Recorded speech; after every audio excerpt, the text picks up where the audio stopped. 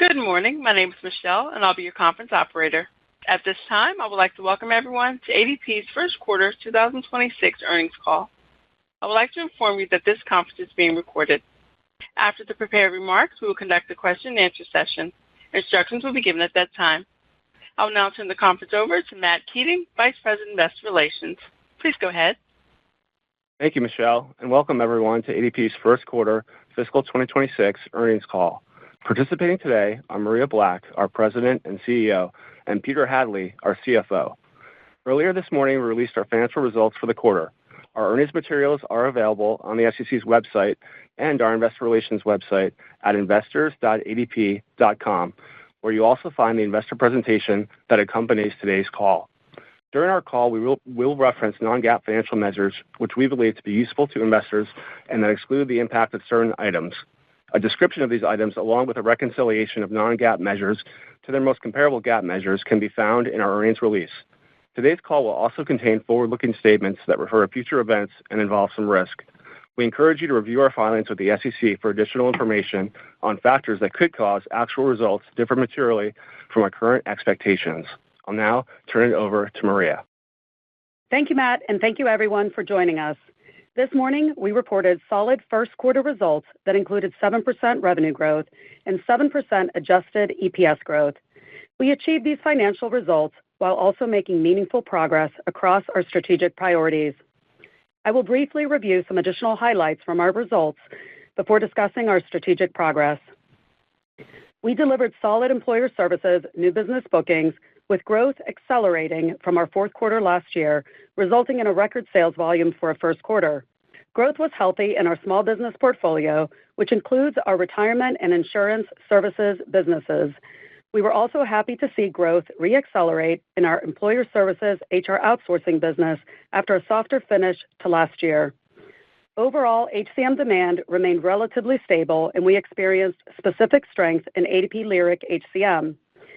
Our Employer Services retention rate continued to exceed our expectations and only declined slightly. Our overall client satisfaction score reached a new all-time high for our first quarter, reflecting improvements in each of our business units. Employer Services pays per control growth continued to moderate and rounded down to 0% for the first quarter, with clients remaining cautious around adding headcount in the current environment.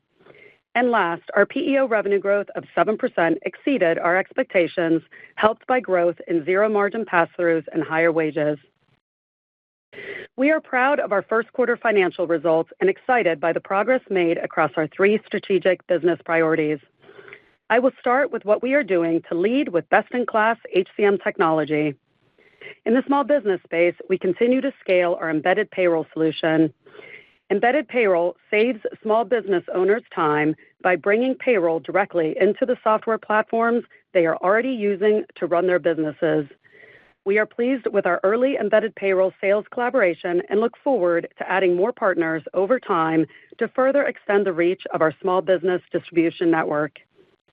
We also continue to add functionality to our existing small business offerings. For example, earlier this month, we launched a benefits recommendation tool designed to help guide small business clients on the most suitable benefits options. Today, these recommendations cover group health and individual coverage health reimbursement arrangement, or ICHRA, and they will expand in the future to include our PEO. Our insurance services business also recently launched a digital option that enables small businesses to purchase ICHRA plans directly on our RUN platform through our partner, Thatch. This opens up more choice for employees by allowing every team member to pick the plan that is right for them, health, dental, vision, all in one place. In the mid-market, we accelerated the deployment of Workforce Now Next Gen. We reached an important milestone in the first quarter when more than 80% of our new mid-market clients in the 50 to 150 employee space were sold on this next-gen version of Workforce Now. Moving forward, we will continue to extend this solution to larger mid-market prospects to enable them to also benefit from its modern tech stack and enhanced functionality.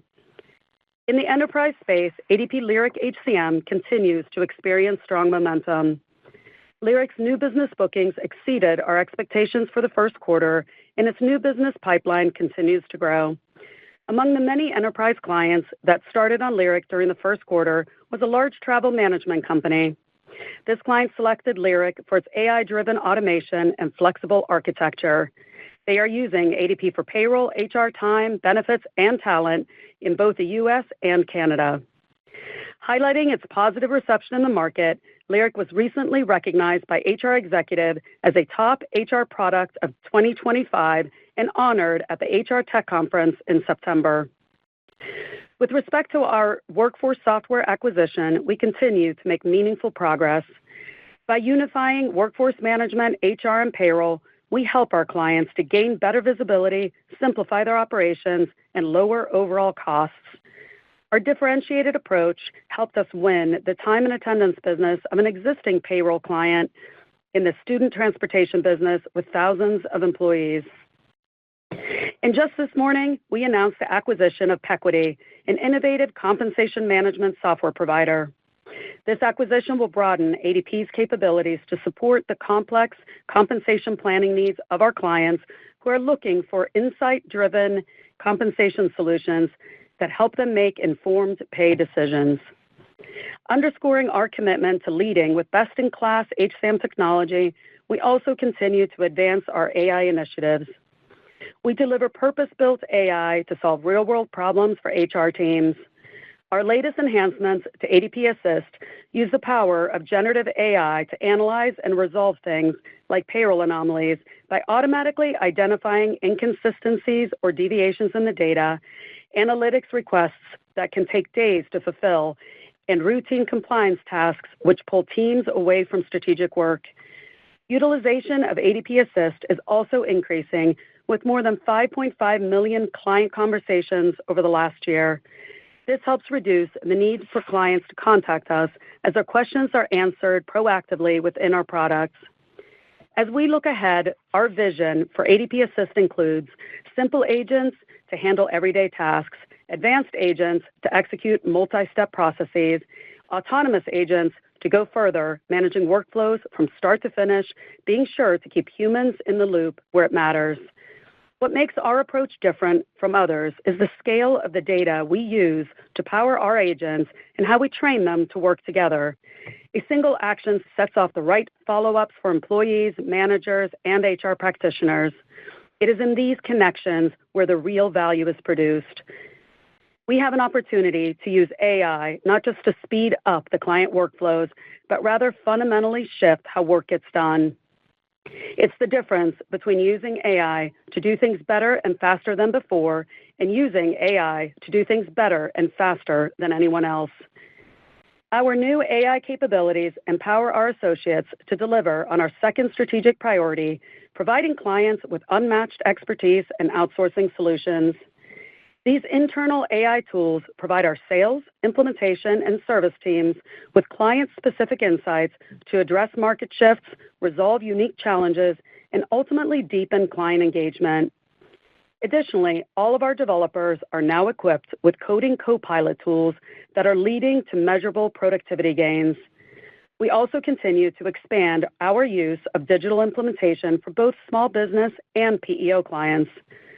These AI initiatives create additional time for our associates to engage in higher value-added activities that support our clients' growth. Finally, we continue to execute on our third strategic priority, benefiting our clients with our global scale. We bring value to our clients through our unmatched footprint in over 140 countries and continue to add to our global capabilities. During the first quarter, we also went live with our first Global View client in Costa Rica, where we now serve one of the world's largest employers. Further underscoring the quality of our global products, ADP was recently positioned as a leader in multi-country payroll by Nelson Hall in its Payroll Reimagined 2025 NEAT, and as an overall leader in multi-country payroll solutions by Everest in its 2025 PEAK Matrix. We remain confident in our ability to advance our strategic goals, drive our competitive differentiation, and deliver strong financial results. And with that, I would like to take a moment to recognize our associates whose efforts and outstanding performance help us consistently deliver for our clients and maintain our record high client satisfaction levels. Thank you all. And now I'll turn the call over to Peter. Thank you, Maria, and good morning, everyone. I will start by providing some more color on our first quarter results and then update our fiscal 2026 outlook. Let me begin with our Employer Services results and outlook. ES segment revenue increased 7% on a reported basis and 5% on an organic constant currency basis in the first quarter. As Maria shared, ES new business bookings were solid to start the year. With a relatively stable demand backdrop and continued healthy pipelines, we are maintaining our 4 to 7% full-year growth guidance. ES retention declined slightly in Q1 versus the prior year, but still came in better than we anticipated. We are continuing to forecast a 10 to 30 basis point decline in full-year retention. ES pays per control growth rounded down to 0% for the first quarter, coming in slightly below our expectations. We are now forecasting pays per control to remain about flat for the full year. Client funds interest revenue increased more than we anticipated in Q1, helped by stronger average client funds balance growth. While the yield curve has declined marginally since our last update, this impact is more than offset by our stronger client funds balance growth. We are now forecasting average client funds balances to grow 3 to 4% in fiscal 26, and we are continuing to expect an average yield of approximately 3.4%. Accordingly, we are increasing our full-year forecast for client funds interest revenue by $10 million to a range of $1.30 to $1.32 billion. We are also increasing our expected net impact from our extended investment strategy by $10 million to a range of $1.26 to $1.28 billion. Overall, we are maintaining our full-year ES revenue growth forecast of 5 to 6%. Our ES margin decreased 50 basis points in Q1, reflecting integration and acquisition-related costs associated with the Workforce Software acquisition, which closed last October. Moving on to the PEO. Revenue growth of 7% represented a solid start to the year, with average worksite employee growth of 2% in the quarter. We saw continued growth in PEO new business bookings. However, PEO pays per control growth moderated in the quarter. As a result, we are continuing to expect fiscal 2026 PEO revenue growth of 5 to 7% and average worksite employee growth of 2 to 3%. PEO margin decreased 140 basis points in Q1, mainly driven by higher selling expenses, the timing of state unemployment insurance costs, zero margin pass-through revenue growth, and some one-time costs connected with the retroactive change in the deadline for filing certain employee retention tax credit claims. Putting it all together, we are maintaining our fiscal 2026 consolidated revenue outlook for 5 to 6% growth and our forecast for adjusted EBIT margin expansion of 50 to 70 basis points. We continue to expect our effective tax rate to be around 23% for the year. We also continue to forecast fiscal 2026 adjusted EPS growth of 8 to 10%, supported by share repurchases. I would also like to add a quick reminder of how we reflect the impact of our client funds investment strategy in our segment reporting. The results of our client funds interest revenue are reflected in our Employer Services segment, while corporate extended interest income, which represents the interest generated from the portfolio on the days that we borrow, as well as the related short-term financing costs, are both recorded in our other segment. Accordingly, from a segment geography perspective, some of the benefit we expect to receive from our overall client funds investment strategy in fiscal 2026 is recorded in our Employer Services segment, while the balance of this overall benefit is recorded in our other segment. This dynamic played out in our first quarter, and we expect it to continue throughout the rest of our fiscal year. Thank you, and I'll now turn it back to the operator for Q&A. Thank you. If you wish to ask a question, please press *1. If your question has been answered and you wish to remove yourself from the queue, please press *11 again.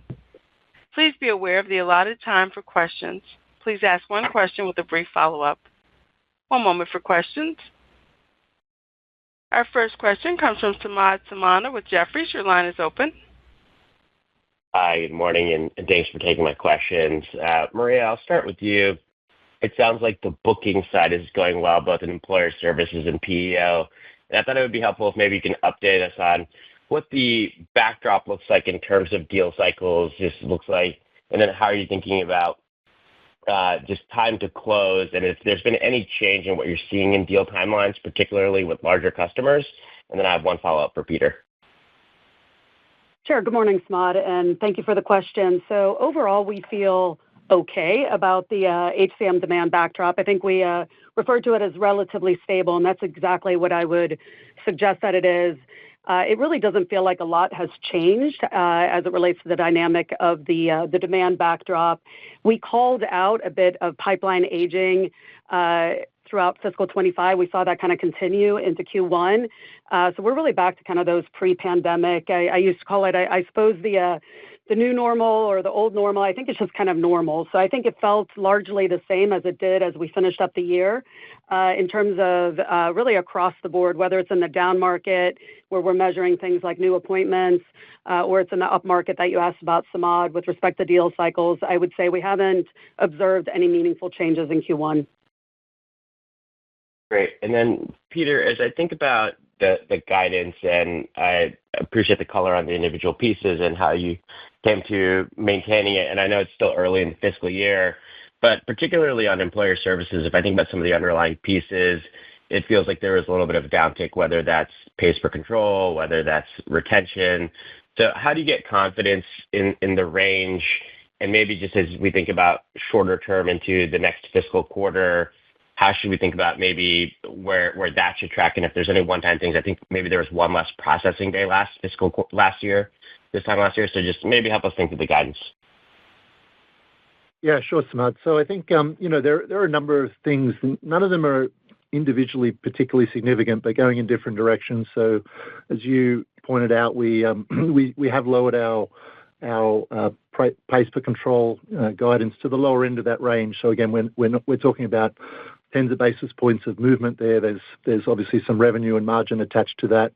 Conversely, we have a relatively small uplift in our client fund interest revenue driven by the balances. Again, that's sort of a counteract. We also have a little bit of favorability on FX and sort of one or two other things. So I definitely feel very confident, I think, with respect to the guidance we've shared there. In terms of the quarterly cadence, so we actually had one extra processing day in Q2 last year. We also had some SUI revenue in the PEO pulled into Q2 last year. So we have to grow over that in the second quarter. There may be not a material difference, I would say, absent the anniversary of the Workforce Software acquisition at the end of this quarter. So when you take that out and go back to sort of an organic constant currency type level, at not a material difference, maybe a slight downtick in the revenue growth rate for the quarter, just growing over that extra processing day in ES and a little bit of that SUI revenue pull forward that at this point we're not anticipating in Q2. But in terms of the full year and in terms of employer services, I think the movements are relatively small and somewhat offsetting each other. So again, we feel just as comfortable with the range as what we were 3 months ago when we issued our initial guidance. Thank you both for the color, and good to see the solid results. Have a great day. Thank you. Thank you. Our next question comes from Mark Marcon with Baird. Your line is open. Good morning, and thanks for taking my questions. And congratulations on what sounds like pretty good start from a sales perspective. Maria, you went through a number of different areas in terms of new bookings. What area was the most surprising from your perspective? And in addition to that, can you just describe a little bit more about what you're doing on the embedded side? Like how widespread is that on the lower end of the market in terms of percentage of sales? And does that have any impact with regards to the economics of the business? Yeah, thank you. And thank you, Mark, as always, for the congrats on the good start. And we feel exactly that way. So I wouldn't say it surprised us, but it certainly pleased us to see that growth did accelerate in the first quarter. And I called out some of the highlights within our small business space. We saw specific highlights within retirement services, insurance. We were really pleased to see that the employer services HR outsourcing business that we talked a lot about last quarter, a lot of those big complex deals that have big transformations. We are excited to see those cross the finish line. And certainly continue to build the pipeline there. And then we were pleased also to see the continued interest and demand for Lyric HCM. So I wouldn't say that it surprised us. I think it pleased us to see the quarter kind of evolve that way. That said, though, as everybody knows, we still have the bulk of the year ahead of us as it relates to execution kind of broadly across each one of those areas. To speak to embedded payroll specifically, it is still very much early days. I think we're very committed to our partnership that we have specifically with Fiserv. We're also really excited about continuing to make progress on the embedded offering in general and other partnerships. So it is a big piece of our growth agenda and growth strategy within the down market. That said, though, we just rolled out the opportunity across the back book, if you will, of our partner just in October. So the bulk of, call it the bookings contribution from embedded is really ahead of us. It really doesn't contribute thus far in the numbers through the first quarter. And so we're excited about the sales collaboration and the progress we've made to integrate and scale the offering. We're also really excited to put Cash Flow Central inside of the run offer toward the tail end of this year, if you will. So again, definitely a part of the strategic agenda, hasn't really contributed much to the sales results thus far. The bulk of that contribution is ahead of us. Great. And then for a follow-up, just you mentioned in terms of majors, next gen, basically comprising 80% of the new sales in the core area within majors. Can you talk a little bit about what you're seeing in terms of the utilization of next gen with the clients? To what extent is the client satisfaction rate going up? What does it make you feel from a retention perspective as that continues? And any sort of, impacts from a profitability perspective? Yeah, great question, and it is exciting. It's incredibly exciting to finally see the next gen making progress at the levels that we reflected. So 80% across that core space of the mid-market. Obviously, our goal is to extend the reach throughout this fiscal year to broadly cover the mid-market. And part of that excitement is anchored entirely in what you just suggested, which is that we are seeing faster time to implementation. We are seeing better implementation satisfaction. We are seeing upticks in overall satisfaction. So as the mid-market has been making these investments into the products and the platforms, and we've been able to simplify really the experience for the clients, but also that experience for our associates to service our clients, whether that's while they're onboarding them or while they are servicing them, it's definitely making an impact, and that's exactly the journey we've been on, and it's greatly contributed over time as NextGen has been scaling in the mid-market to those record level NPS results that we've been talking about in the mid-market. And certainly we've talked a lot about the mid-market retention over the last few years.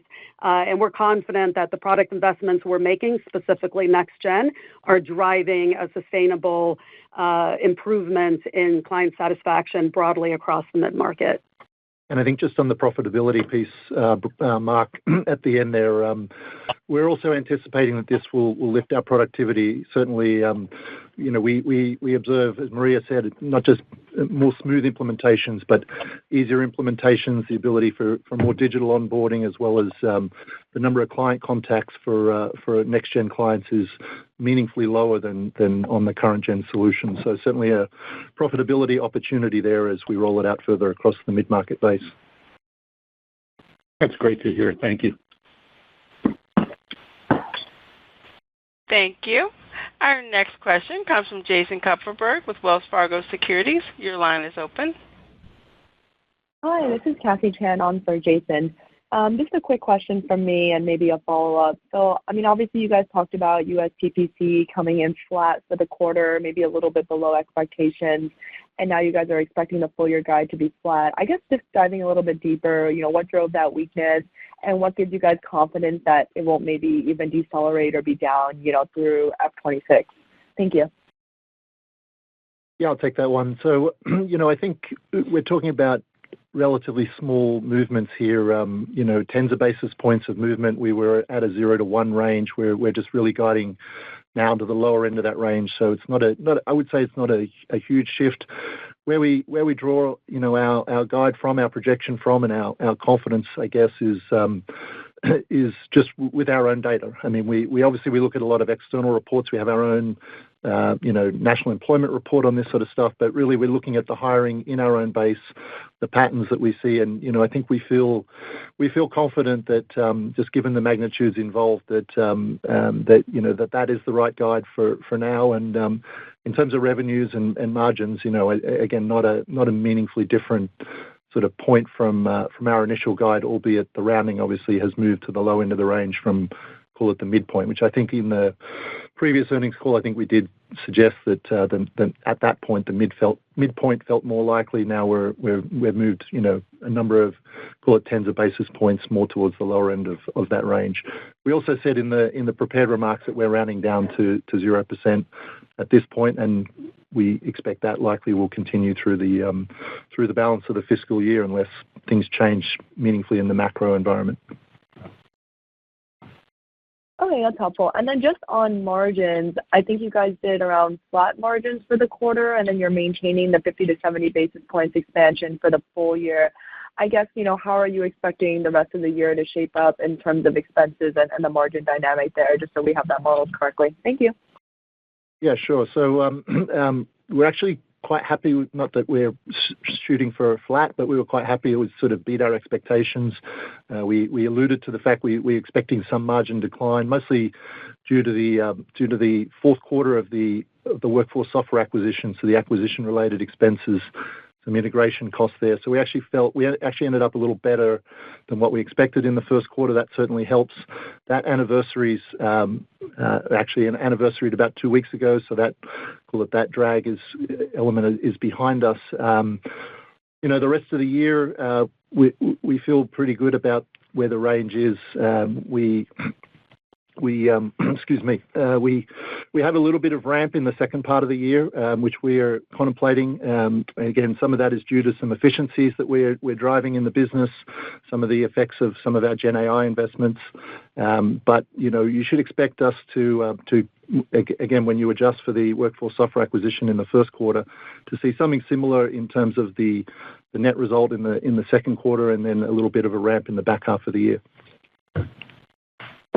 Great, appreciate it. Thank you. Our next question comes from Kartik Mehta with Northcoast Research. Your line is open.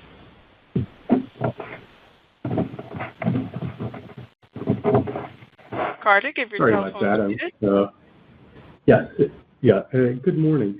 Hey, Peter, I wanted to start off with you. I think when you originally gave guidance for ES, at least for FY26, you anticipated that pricing would be about 100 basis point benefit, a little bit lower than what it had been, a little bit after COVID, but a little bit higher than pre-COVID. And I'm wondering if your expectations are still the same, considering the environment has changed a little bit, at least economic environment. Yeah, absolutely. No change at all, actually, in our price expectations. We've not seen anything in the first quarter that makes us, feel like that needs to change. We do expect, as you said, Kartik, we're going to come in a little lower than where we were last year on price.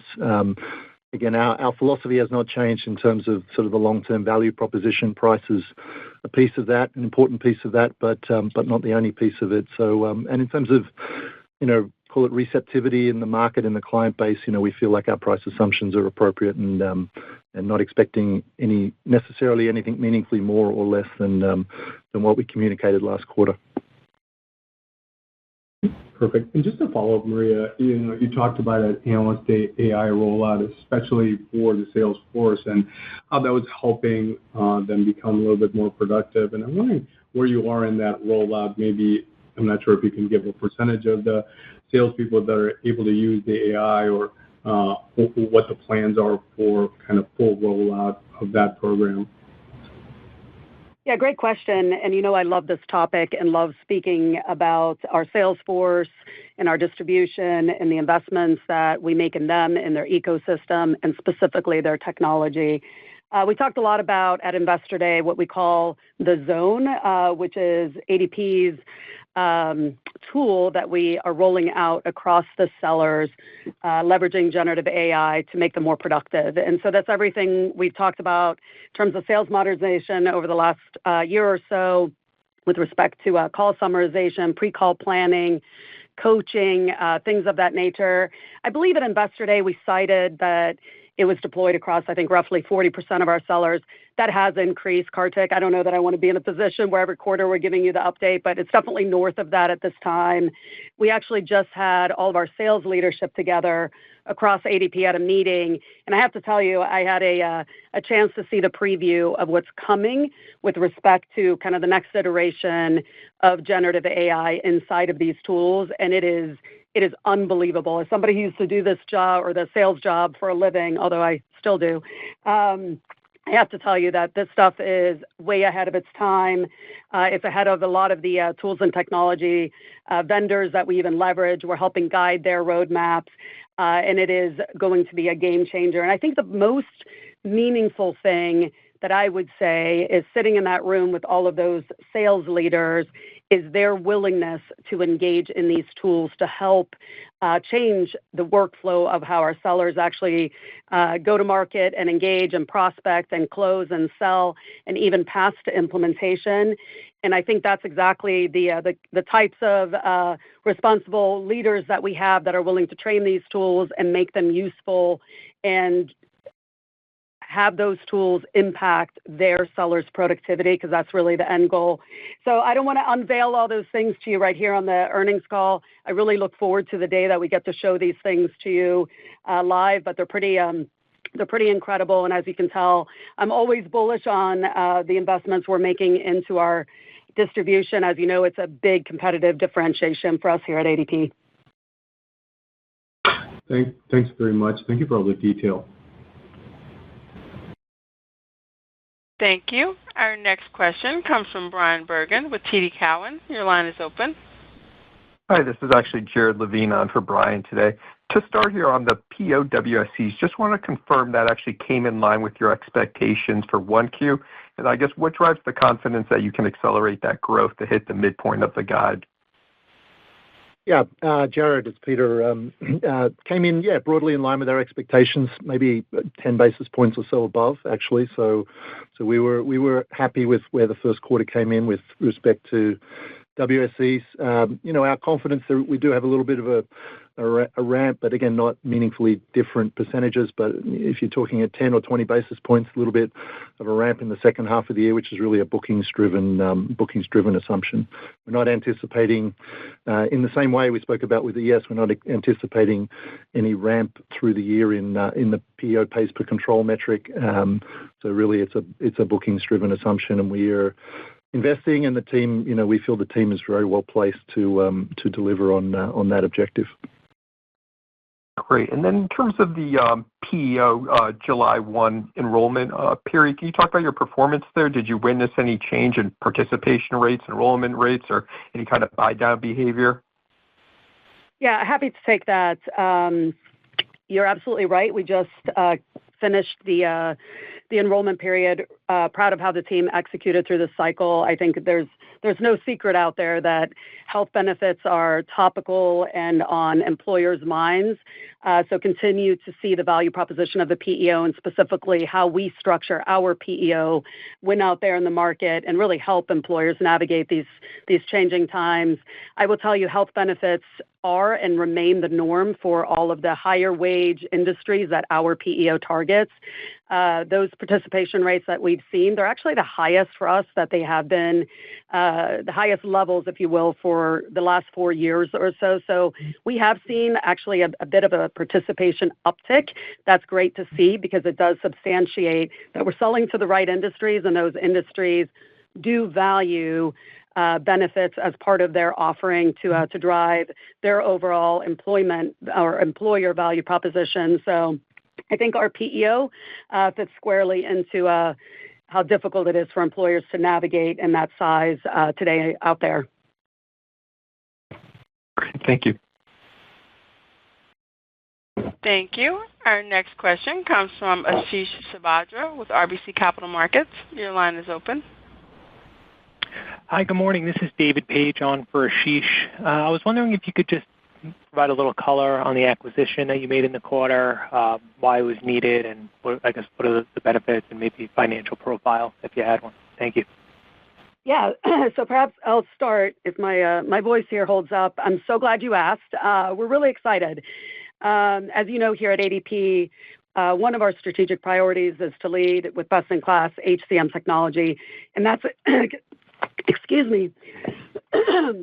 And that's exactly what this acquisition brings for us. And so we're focused on bringing the best products and services to our clients. And while we've currently had offerings within this space, this is above and beyond what we've currently been offering, and we're really excited to fold this technology into our existing offer. And I think this acquisition is a great approach of how we're thinking about innovation, how we're thinking about the value proposition to our clients. Companies certainly need innovative compensation management software. That's exactly what this is. And so we're really excited to bring it into our portfolio and into our various platforms for both existing and prospective clients. So again, really excited about it, excited to announce it. And certainly I'll take the opportunity just to welcome all of the associates of Pequity into ADP. Really excited about the work that we'll do together. And then Peter, if you want to talk about the financials a bit. Yeah, absolutely. David, it's a small company today, so the financial profile is not meaningful in the context of ADP for this fiscal year. We're excited, as Maria said, about the opportunities for the product. It's an acquisition, a strategic acquisition, but in terms of the financials, not really noticeable in the context of ADP, and has been contemplated in the outlook that we've reaffirmed today. So that's all I would have to say on the financial side of it. Oh, great. Thank you so much. Appreciate the color. Thank you. Our next question comes from Daniel Jester with BMO Capital Markets. Your line is open. Great. Good morning. Thanks for taking my question. Appreciate all the color on the demand environment so far. Maybe I'll just tackle it from a little bit of a different angle. Anything that you'd call out with regards to the difference between sort of the U.S. and international markets? I know last fiscal year, there's maybe a little bit of choppiness on the international side, but just wondering kind of what you're seeing in that mix. Thank you. Yeah, sure. Thanks, Daniel. And choppy is one word. I think we like lumpy better than choppy, and that's not atypical for international for us. It's generally these are large complex deals. They do have a bit of a lumpy pattern to them, and certainly while we did see a little bit of a softer quarter with international in the third quarter, we also saw incredible strength in the fourth quarter with international. So international this quarter, Q1 of fiscal 26, we're again a bit softer for us, but that's mainly again back to kind of the lumpy nature of it. It's not atypical on the heels of what was an incredible finish. The pipeline is solid. They're executing well, and they continue to remain laser focused on executing throughout this fiscal year so that they can reaccelerate that growth for the finish. Great, thank you. And then maybe to go back to an earlier topic of conversation on the Workforce Now Next Gen, for the 20% of the new bookings who choose not to take it, is there any commonalities in terms of why that is or frictions that you're seeing? And should the expectation be for that segment of the market at some point this fiscal year that gets to 100%, or how should we be thinking about that? Thank you so much.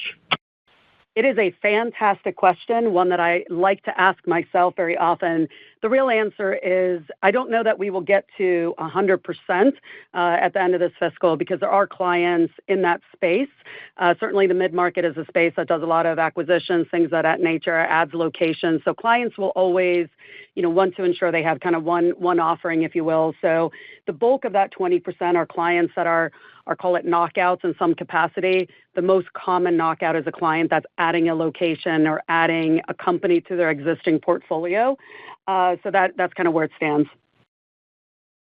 Thank you. Thank you. Our next question comes from Tien-Tsin Huang with JP Morgan. Your line is open. Hi, thanks. Just a couple questions. One, on the PEO side, thinking about WSEs and how that's tracking and your benchmarking versus your peers, how would you sort of rate your performance there? I'm curious because we're seeing some pretty wide variance in where that's coming out. So it does feel like ADP is doing well from a share side, but just wanted to hear your impressions of that. Yeah, so I think, overall, we feel really positive about the momentum in our PEO. We did see PEO bookings growth continue through the first quarter, although, listen, it moderated a little bit based on kind of the finish that PEO had in the fourth quarter. So there was a tiny bit of moderation, but it's still the growth continued through the first quarter. We actually were just down, all of us, last week down, meeting with our PEO business and spending time with their leadership and their management. And they're squarely focused both on bookings. They're focused on driving retention, which improved slightly last year, and we continue to see slight improvements. And that is really what is going to drive that WSE growth. I would say in the context of others, I think we're winning. We have a winning hand structurally. We have a winning leadership team, really impressed with how they're aligned toward execution and how focused they are specifically on growth and WSE growth. So I don't know, Peter, if you have any comments with respect to our WSEs and versus the others, but I think certainly we feel as though we have a winning hand in the context of the other PEOs. Yeah, no, I would just say, Tien-Tsin, I think you know this, everyone has a slightly different counting convention for many of these things in the PEO landscape. So, in terms of what we measure and how we measure our business, as Maria said, I think we're really happy. I answered the question earlier. The first quarter was slightly ahead, not meaningfully, but slightly ahead as opposed to the alternative, which is always good. So slightly ahead of our expectations on WSEs. And as we both said, we have a winning team there, and we are expecting more booking success through the year that will drive the number up a little bit, but not markedly. We're still squarely in the 2 to 3 range. Okay, good. No, glad to hear it. Just my quick follow-up. I had to ask you here for you, Maria. It's nice to see you at the Fiserv customer conference. They're reporting results, right now as well, and the stock's down quite a bit because they're going through quite a bit of change, cultural shift. So just the commitment on, obviously, you being at the event shows the commitment, but could this alter some of the maybe the targets that you're expecting, from the partnership, given they're going through some restructuring there? I don't know how much insight you have on that, but thought I'd ask you on the call. Yeah, no, appreciate the question, and thank you. Listen, it was an honor to be there. I think it's almost exactly 1 month to the day that I was on stage with the CEO of Fiserv. We are very committed to this partnership. We're very committed to the sales collaboration.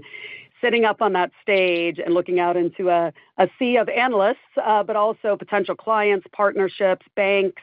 What I have to tell you is what we are doing with Fiserv and other embedded partners by serving up Run and the platforms that they live and operate is a game changer. And we see that. By the way, we also see it inside of our own ecosystem of distribution. One of my favorite examples that I heard this quarter was a CPA that we've worked closely with for years in our down market, bring us a client of theirs that is currently leveraging Clover, and we had the ability to put, again, ADP inside of that Clover relationship with that client, and it made things much easier for the small business, which is the entire goal, but also much easier for the CPA. So we're serving the ecosystem as well and giving that client and the CPA the ability to kind of see their end-to-end cash flow. And so that's really exciting. I have to tell you, the work that we've done from a technical perspective is great. From a sales collaboration is great. From a marketing perspective is great. There's no shortage of commitment to it. That said, though, we did just roll it out across the back book. I mentioned that a bit earlier, I think, when perhaps Mark was asking about it. And so the bulk of the opportunity is still in front of us. It's very much early innings for us, but there's no lack of commitment. Okay, terrific. Thank you. Thank you. Our next question comes from Kevin McVeigh with UBS. Your line is open. Great. Thanks so much. Hey, I know you talked about the impact of the one processing day. Can you just remind us of what that sensitivity is in terms of what the impact is Q1 to Q2? Yeah, I don't have the number to hand, Kevin, but it's not a big number. I've got Matt. I'm just looking at Matt here. It's around $10 million. It's a modest impact, yes, Kevin. Small number. Small number. It's not going to be. You'll see it a little bit, but not much. When I was talking about it earlier, I'm talking about in terms of the revenue growth rate. I think the main driver in terms of the second quarter revenue growth rate is versus first quarter is the fall off of the acquisition. The anniversary, I should say, of the acquisition effect. We might be talking 10-ish basis points. Something like that for the processing day, but I don't recall the exact number. But it's not a meaningful number. It's just something you may observe in the growth rate cadence from Q1 to Q2. It's very helpful. And then can you just remind us, because it was great to see that the increase in the float on both the client funds and the extended strategy, but obviously the balances are pretty meaningfully different in terms of the principal, right? Just remind us why, because it both went up about $10 million. Is that just purely the difference in rate or timing? It's a pretty interesting phenomena. Yeah. So our yield expectations essentially haven't moved. Yes, there's slight moves within the 3.4%, but because we did have a marginal adjustment, if you like, to the forward curves back in late July when we produced our initial guidance to when we've produced this reaffirmation now. But it's really a balance driven thing. So we saw, as you'll see, I think in the reporting we did for the first quarter, we saw very strong balance growth in the first quarter. A lot of that is driven by continued strength in wage growth. We have contemplated both in the client fund interest as well as in the PEO, some moderation to wage growth in the rest of the year, which is why we're guiding to 3 to 4% as opposed to the 7% that we delivered in the first quarters. But the $10 million is really coming from the balances, from the denominator, not so much from the from the movement in yields. Thank you very much. You're welcome. Thank you. Our next question comes from Dan Dolev with Mizuho. Your line is open. Hey, sorry, and I was on a different call, so apologies if the question was asked. Can you maybe touch again on that pays per control? Lower pays per control, that would be helpful. We're getting a lot of questions about it, and apologies if that was addressed. No, that's okay, Dan. I'll take that. Again, you could say we've narrowed our range to the low end of the range. So again, we're talking about probably tens of basis points of movement in our projection on the full year. Not meaningful amounts of revenue, not meaningful amounts of margin. It's there, but it's not particularly meaningful. Really, it's just come from the data we see in our own client base in terms of hiring levels. I should add to that in the context, we're also seeing very low levels of layoffs, in the base. So it's a very static situation. It felt like, a move to the lower end of the range we previously quoted is appropriate, just given where the macro is. If that were to change, obviously our assumptions may evolve through the fiscal year, but right now I don't think it's a big surprise that hiring is tight, and as such we've just narrowed our expectation, within the range that we previously guided towards the low end. Got it. And hopefully I'm not redundant again, because I should be on the entire call. But on these recent announcements, whether it's Amazon or whatever? Is that changing the calculus, or it's already included in your expectations? Not really. I mean, these things make news. Obviously, they're headline worthy, but we have a very large base. With 1.1 million clients and 26 million workers paid in the U.S. We pay Amazon, in fact, and that's a very small fraction of the number of workers we pay for Amazon. So these things are contemplated in our guidance. Again, what we're seeing in the wider macro data is certainly reduced hiring levels, but also, as I said a moment ago, very much reduced layoff levels to sort of lows we haven't seen in a number of years. So the whole hiring situation is relatively static, and we believe contemplated in our guidance. Great. Well, great quarter again. Good job. Thanks, Dan. Thanks, Dan. Thank you. Our next question comes from James Faucette with Morgan Stanley. Your line is open. Hi, everyone. It's Michael Infante for James. Thanks for taking our question. Maria, it'd be great to get your perspective on the stablecoin topic potentially being used as a mechanism to pay employees. We can obviously sort of debate the magnitude of adoption, but how do you think about your intention to support that as a rail, and how do you think about some of the regulatory compliance or tax constraints that would have to be cleared in the interim? Thanks. Yeah, it's a great question. We think about it a lot. We think about it from exactly what you're suggesting, which is from a regulatory perspective. So I think that's the big piece that we are keeping a keen eye on is with respect to the regulatory environment, and ultimately, once that clears, how ultimately we will be able to support our clients as they navigate that as an offer in terms of a payment should that happen. So I think those are the questions that we are keeping a keen eye on, both in Washington as well as kind of through the banking environment.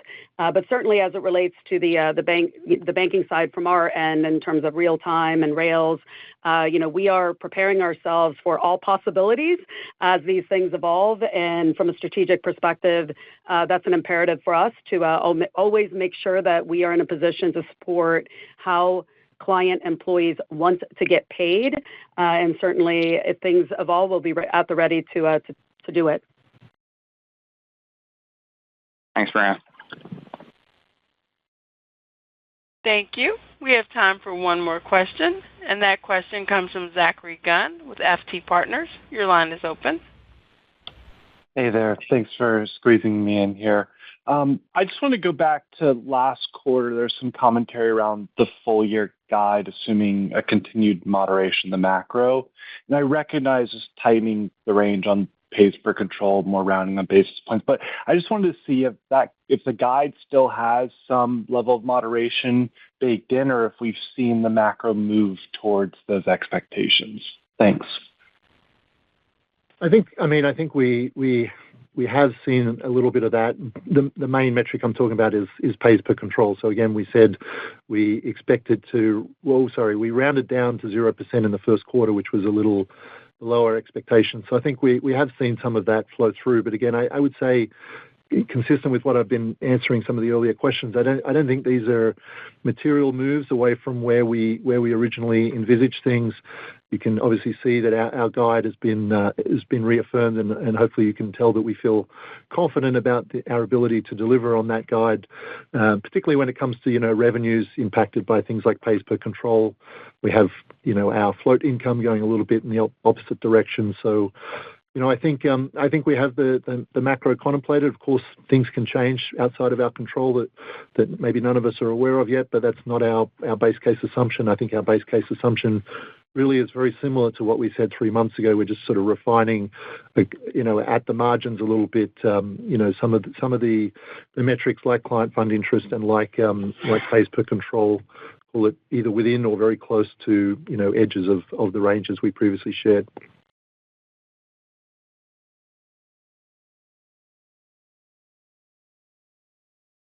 Thank you. I'd now like to turn the call back over to Maria Black for any closing remarks. Thanks, Michelle, and thank you to everyone this morning for your interest. I have to say, the last few weeks have been a time that I've been thinking deeply about all of our stakeholders, all of our investors, our analysts, the community. our associates, and I've been thinking a lot about who ADP is in our fabric and at our core. And I want to take a minute to really thank our associates for their undying commitment to our clients. It's really incredible to watch our values-driven culture come to life.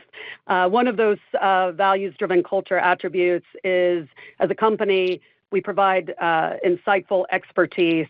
So it's with that I want to take a minute to genuinely thank and acknowledge ADP Research and the team over there who has been tirelessly and diligently innovating and executing over the past several weeks to bring to life a weekly estimate of the ADP National Employment Report, known as the NER Pulse, that was made available to all of our stakeholders at the same time yesterday. So this weekly measure is going to bring to life really the mission that they've had at ADP Research all along, which is about making the future of work more productive through data-driven discovery. I have to say that, we really mean it when we say that we're always designing for people here at ADP. It's in the fabric of who we are, and I'm incredibly proud to be ADP Red. Thank you for your participation. This does conclude the program. You may now disconnect. Everyone, have a great day.